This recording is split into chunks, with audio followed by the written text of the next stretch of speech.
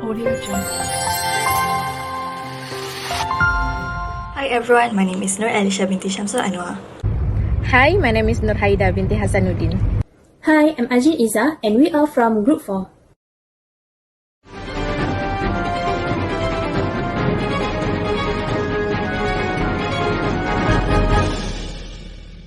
Climate change is widespread, rapid and intensifying, with some effects like sea level rise now irreversible over hundreds of years.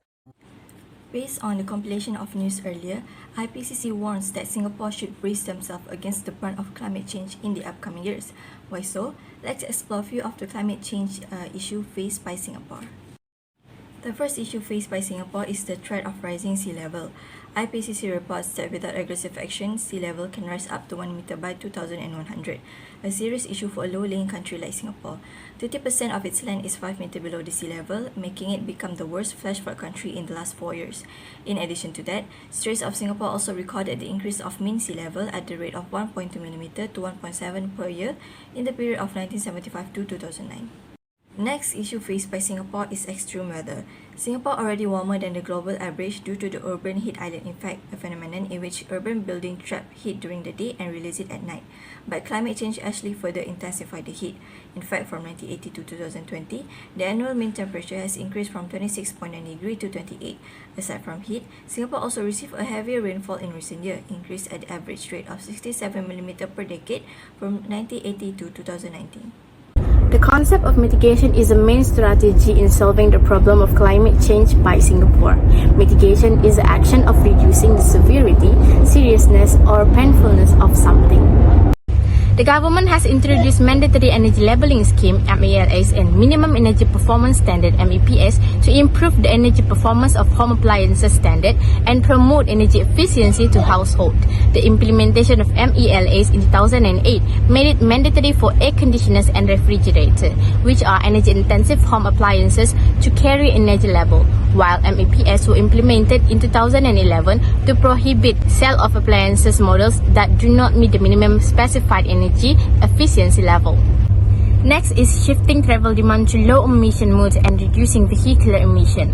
Government is encouraging the use of cycling and walking for a short distance trip. Today, 200 kilometers of sheltered walkways from transport nodes to homes and public amenities have been built.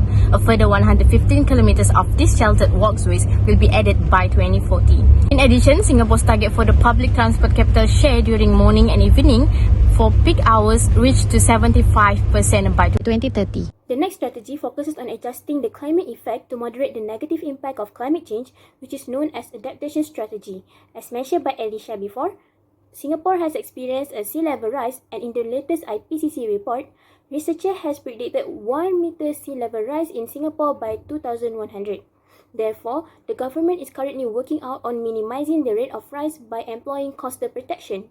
The current effort is to defend the coastal areas from erosion, where they have constructed wall and stone embankments that covers 70 to 80% of Singapore coastline. Next, the government is building a higher infrastructure. For instance, Changi Airport Terminal 5 and Tuas Port are being built 5 meters above sea level compared to the previous airport, which was built only 3 meters from the sea level. Thirdly, the Public Utility Board, PUB, have recommended building polders where a seawall is built and water behind the seawall continually pumped out. They are currently under the process of building a small ponder at Pulau Tekong. Lastly, source pathway receptor approach is implemented as flood protection. Source solution is made by developing an underground detention tank, which will be built beside Syed Alwi Road by 2025. Pathway solution is made by raising the design standard for a drain to cater intense rainfall event. The receptor solution is aiming at providing extra precaution for flood, where they will place flood barrier to prevent floodwater from entering the building. Singapore government is the prime example on how policymakers around the world should act towards climate change. Act to the science of it. To end, we present to you the most relatable song today, Heal My World by Michael Jackson. Thank you. Heal the world, make it a better place. For you and for me and the entire human race, there are people dying. If you care enough for the living, make a better place for you